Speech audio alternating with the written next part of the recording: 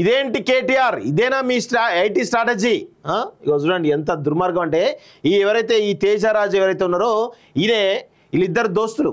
ఇప్పుడు Janwada farm house ఉంది కదా, జన్వాడ ఫామ్ హౌస్లో కొంత పార్టు ఈ రాజులదే. అంటే రాజులు అంటే ఈయనది కాదు, వీళ్ళ బంధువులకు సంబంధించింది. ఎందుకంటే ఆ ఏరియాలో చాలా వరకు రాజులకు సంబంధించినటువంటి ఫామ్ హౌస్లో ఎక్కువ ఉంటాయి.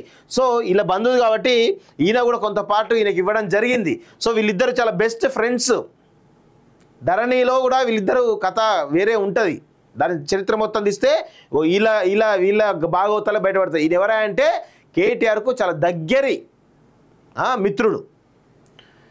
అసలు వీళ్ళు ఈ సత్యం రామలింగరాజు సంబంధించినటువంటి దాంట్లో గతంలో మెటా స్కామ్ బయటపడ్డ తర్వాత వాళ్ళు చాలా కుంగిపోవడం జరిగింది. ప్రస్తుతం కేటీఆర్ అండ చూసుకొని మళ్ళా వీళ్ళు ఆర్థిక సామ్రాజ్యాన్ని నెలకొల్పుకొని అదే విధంగా ఏ విధంగానైతే గతంలో అక్రమాలు అన్యాయాలు చేశారో ఇప్పుడు కూడా అదే విధమైనటువంటి అక్రమాలు అన్యాయాలు చేస్తూ పెద్ద ఎత్తున వాళ్ళ సామ్రాజ్యాన్ని అయితే ఆర్థిక సామ్రాజ్యాన్ని అయితే నెలకొల్పుతా ఉన్నారు. సో గతంలో కేటీఆర్ అండ ఉండే చూడండి, ఉద్యోగులను నిండా ముంచేసిన కేటీఆర్ ఫ్రెండ్ తేజరాజు ఒకేసారి 1500 మందికి లే ఆఫ్స్. బ్రెయిన్ ఎంటర్ప్రైజెస్ లిమిటెడ్ పేరుతో కంపెనీ బీఆర్ఎస్ అధికారంలో ఉండగా సబ్ కాంట్రాక్టులు పట్టిన తేజ కేటీఆర్తో ఉన్న స్నేహంతో కాళేశ్వరం మిషన్ భగీరథ పనులు గజా ఇన్ఫ్రాతో కోట్లు వెనకేసుకున్న తేజరాజు 8 నెలల్లోనే 1000 కోట్ల పెట్టుబడులు తెచ్చిన ప్రభుత్వ ఐటీ పాలసీపైన ప్రశ్నలు. కేటీఆర్ మీ క్లోజ్ ఫ్రెండ్ చేసిన మోసంపై నిలుస్తారా, బాధితుల బాధను తీరుస్తారా అంటూ నిలదీస్తా ఉన్నారు ప్రజానికమంతా కూడా. దాదాపు 10 ఏళ్ల పాటు బీఆర్ఎస్ తెలంగాణ రాష్ట్రాన్ని పాలించింది. 2 పర్యాయాల్లో ఐటీ మంత్రిగా కేటీఆర్ వ్యవహరించారు. అనేక సమావేశాలు, విదేశీ పర్యటనలు చేసి భారీ పెట్టుబడులు తీసుకొచ్చామని చెప్పుకున్నారు. నిజానికి హైదరాబాద్లో ఐటీ అభివృద్ధికి పునాది వేసింది కాంగ్రెస్ ప్రభుత్వం, తర్వాత టీడీపీ, ఆ తర్వాతి ప్రభుత్వాలు దాన్ని కొనసాగించాయి.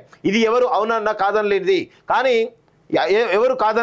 కానీ నగరంలో ఐటీ అభివృద్ధి అంతా తామే చేశామన్నట్టు 10 ఏళ్లుగా కేటీఆర్ కలరింగ్ ఇచ్చారనే ఆరోపణలున్నాయి. కేవలం బీఆర్ఎస్ కృషితోనే పెద్ద పెద్ద కంపెనీలు నగరానికి వచ్చాయనేటువంటి ఒక భ్రమల్లో తెలంగాణ సమాజాన్ని ఉంచడం జరిగింది. అయితే గతంలో కేటీఆర్ విదేశీ పర్యటన వెళ్ళినప్పుడు కూడా ఆ పక్కనే తేజరాజు ఉండేవాడు. తేజరాజు మరి అఫీషియల్గా పోయిందా అన్అఫీషియల్గా పోయిందా అని అడిగితే వాళ్ళ ముఖాలు ఎక్కడ పెట్టుకుంటారు. రేవంత్ రెడ్డి పర్యటన గురించి మాట్లాడారు వీళ్ళంతా కూడా. ఇప్పుడు మనం గతంలో కేటీఆర్ పోయినప్పుడల్లా తేజరాజు ఉండేవాడు. ఎందుకున్నాడు, ఏ విధంగా పోయిండు, ఎందుకు తీసుకుపోయిన ఆయన్ని అని అడిగితే సమాధానం ఉండదు ఈ దొంగల దగ్గర. సో ఇప్పుడేమో ఫేక్ కంపెనీలు పెట్టి ఉద్యోగాలు ఇప్పిస్తా అని చెప్పి వాళ్ళకు ఉద్యోగాలు ఇచ్చి ఇమీడియట్గా లే ఆఫ్ చేయడం, ఇవన్నీ కూడా జరుగుతూ ఉన్నాయి.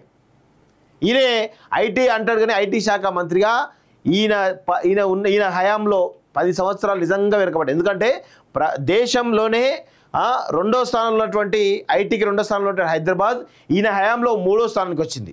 మళ్ళీ ఇప్పుడు డెవలప్ అవుతుంది. మీరు చూడండి, ఇప్పుడు మళ్ళీ ఐటీ మళ్ళీ డెవలప్ అవుతుంది. మళ్ళీ రేపు ఖచ్చితంగా 2nd ప్లేస్కి వచ్చేటువంటి అవకాశం అయితే చాలా స్పష్టంగా కనబడుతూ ఉంది. ఎందుకంటే వీళ్ళు చేసేటువంటి ఊదరగొట్టు ప్రసంగాలు కావచ్చు, మాయ ముచ్చట్లు కావచ్చు, పిట్టల ధర ముచ్చట్లన్నీ కూడా ఈ విధంగా ఉంటాయి అనేది గుర్తుపెట్టుకోవాలి. దానివల్లే ఐటీ వెనుకబడ్డది. అది ఎవరికి తెలియని విషయం.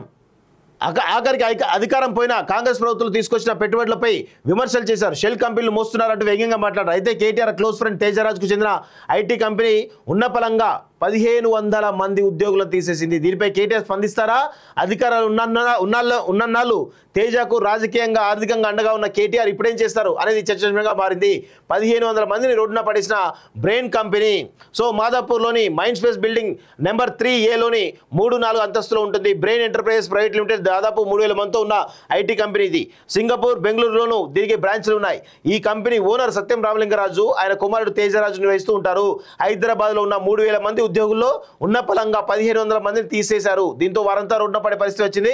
పైగా 3 నెలలుగా జీతాలు కూడా సక్రమంగా ఇవ్వడం లేదని బాధితులు వాపోతున్నారు. లేబర్ జాయింట్ కమిషనర్కు ఫిర్యాదు. గతంలో సంచలనం రేపిన సత్యం స్కామ్ గురించి అందరికీ తెలియదు కాదు. ఆ డబ్బులను ఏ విధంగా మరల్చి మెటా స్కామ్ అని చెప్పేసి పెద్ద ఎత్తున 1000 కోట్లు ఇచ్చిండో సత్యం రామలింగ గురించి మనకు తెలియదు కాదు. సో సబ్ కాంట్రాక్టులతో పెంచిపోసిన కేటీఆర్ ఈ దొంగల్ని కేటీఆర్ అంటే దొంగలకు సర్దిగట్టుట్లో నెంబర్ 1 కేటీఆర్ అనేటువంటి విషయాన్ని మనందరం కూడా గుర్తుపెట్టుకోవాలి. సో ఈరోజు దమ్ముంటే కేటీఆర్ నువ్వు ఈరోజు తేజరాజు కూడా యుఎస్లో నీతో పాటు పోయి ఉంటాడు. మరి అదెందుకు చెప్పు? అసలు యుఎస్ పోయిన వ్యవసాయ అదేంటి దాని వెనకాల ఉన్న మతలబేంటో చెప్తా, ఇప్పుడు అది కూడా చెప్తా. సో తేజ ఇప్పుడు యుఎస్లోకి పోవడం వెనకాల కేటీఆర్ పోవడం వెనకాల నాకు తెలిసి ఈ తేజరాజు కూడా యుఎస్కు పోయి ఉంటాడు కేటీఆర్ తోటి, అందులో నో డౌట్. కానీ ఇప్పుడు విషయం ఏంటంటే స్పందించు కేటీఆర్, నువ్వు ప్రతి దానికి స్పందిస్తావు కదా. ఈ 1500 మంది రోడ్డున పడేయడానికి వాళ్ళ జీవితాలు పాప అమాయకులు ఎవరైతే ఉన్నారో వాళ్ళ జీవితాలు రోడ్డు పడడానికి కారణము నేనే, క్షమాపణ కోరుతున్నా అని చెప్పేసి తెలంగాణ సమాజానికి క్షమాపణ చెప్పి చూద్దాం. ఆ దమ్ముందా కనీసం దానిపైన ట్వీట్ చేసేటువంటి దమ్ము ధైర్యం చేస్తావారా? ఇడియట్, కొంచెం కూడా సిగ్గులేదు. ఇంత అన్ని పిట్టల ధర ముచ్చలు ఎప్పుడు బస్తా ఉంటారు మీరు. ఇదేంటి కేటీఆర్, ఇదేనా మీ ఐటీ స్ట్రాటజీ? ఇక చూడండి ఎంత దుర్మార్గం అంటే, ఎవరైతే ఈ తేజరాజు ఎవరైతే ఉన్నారో వీళ్ళిద్దరు దోస్తులు. ఇప్పుడు జన్వాడ ఫామ్ హౌస్ ఉంది కదా, జన్వాడ ఫామ్ హౌస్లో కొంత పాటు ఈ రాజులదే, అంటే రాజులు అంటే ఈయనది కాదు, వీళ్ళ బంధువులకు సంబంధించింది. ఎందుకంటే ఆ ఏరియాలో చాలా వరకు రాజులకు సంబంధించినటువంటి ఫామ్ హౌస్లే ఎక్కువ ఉంటాయి. సో వీళ్ళ బంధువులు కాబట్టి ఈయన కూడా కొంత పాటు ఈయనకి ఇవ్వడం జరిగింది. సో వీళ్ళిద్దరు చాలా బెస్ట్ ఫ్రెండ్స్. ధరణిలో కూడా వీళ్ళిద్దరు కథ వేరే ఉంటుంది, దాని చరిత్ర మొత్తం తీస్తే వీళ్ళ భాగవతాలు బయటపడతాయి. ఇది ఎవరా అంటే కేటీఆర్కు చాలా దగ్గరి మిత్రుడు. అసలు వీళ్ళు ఈ సత్యం రామలింగరాజు సంబంధించినటువంటి దాంట్లో గతంలో మెటా స్కామ్ బయటపడ్డ తర్వాత వాళ్ళు చాలా కుంగిపోవడం జరిగింది. ప్రస్తుతం కేటీఆర్ అండ చూసుకొని మళ్ళా వీళ్ళు ఆర్థిక సామ్రాజ్యాన్ని నెలకొల్పుకొని అదే విధంగా ఏ విధంగానైతే గతంలో అక్రమాలు అన్యాయాలు చేశారో ఇప్పుడు కూడా అదే విధమైనటువంటి అక్రమాలు అన్యాయాలు చేస్తూ పెద్ద ఎత్తున వాళ్ళ సామ్రాజ్యాన్ని అయితే ఆర్థిక సామ్రాజ్యాన్ని అయితే నెలకొల్పుతా ఉన్నారు. సో గతంలో కేటీఆర్ అండ ఉండే చూడండి, ఉద్యోగులను నిండా ముంచేసిన కేటీఆర్ ఫ్రెండ్ తేజరాజు ఒకేసారి 1500 మందికి లే ఆఫ్స్. బ్రెయిన్ ఎంటర్ప్రైజెస్ లిమిటెడ్ పేరుతో కంపెనీ బీఆర్ఎస్ అధికారంలో ఉండగా సబ్ కాంట్రాక్టులు పట్టిన తేజ కేటీఆర్తో ఉన్న స్నేహంతో కాళేశ్వరం మిషన్ భగీరథ పనులు గజా ఇన్ఫ్రాతో కోట్లు వెనకేసుకున్న తేజరాజు 8 నెలల్లోనే 1000 కోట్ల పెట్టుబడులు తెచ్చిన ప్రభుత్వ ఐటీ పాలసీపైన ప్రశ్నలు. కేటీఆర్ మీ క్లోజ్ ఫ్రెండ్ చేసిన మోసంపై నిలుస్తారా, బాధితుల బాధను తీరుస్తారా అంటూ నిలదీస్తా ఉన్నారు ప్రజానికమంతా కూడా. దాదాపు 10 ఏళ్ల పాటు బీఆర్ఎస్ తెలంగాణ రాష్ట్రాన్ని పాలించింది. 2 పర్యాయాల్లో ఐటీ మంత్రిగా కేటీఆర్ వ్యవహరించారు. అనేక సమావేశాలు, విదేశీ పర్యటనలు చేసి భారీ పెట్టుబడులు తీసుకొచ్చామని చెప్పుకున్నారు. నిజానికి హైదరాబాద్లో ఐటీ అభివృద్ధికి పునాది వేసింది కాంగ్రెస్ ప్రభుత్వం, తర్వాత టీడీపీ, ఆ తర్వాతి ప్రభుత్వాలు దాన్ని కొనసాగించాయి.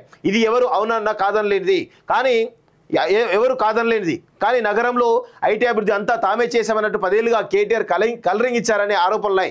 కేవలం బీఆర్ఎస్ కృషితోనే పెద్ద పెద్ద కంపెనీలు నగరానికి వచ్చాయనేటువంటి ఒక భ్రమల్లో తెలంగాణ సమాజాన్ని ఉంచడం జరిగింది. అయితే గతంలో కేటీఆర్ విదేశీ పర్యటన వెళ్ళినప్పుడు కూడా ఆ పక్కనే తేజరాజు ఉండేవాడు. తేజరాజు మరి అఫీషియల్గా పోయిందా అన్అఫీషియల్గా పోయిందా అని అడిగితే వాళ్ళ ముఖాలు ఎక్కడ పెట్టుకుంటారు. రేవంత్ రెడ్డి పర్యటన గురించి మాట్లాడారు వీళ్ళంతా కూడా. ఇప్పుడు మనం గతంలో కేటీఆర్ పోయినప్పుడల్లా తేజరాజు ఉండేవాడు. ఎందుకున్నాడు, ఏ విధంగా పోయిండు?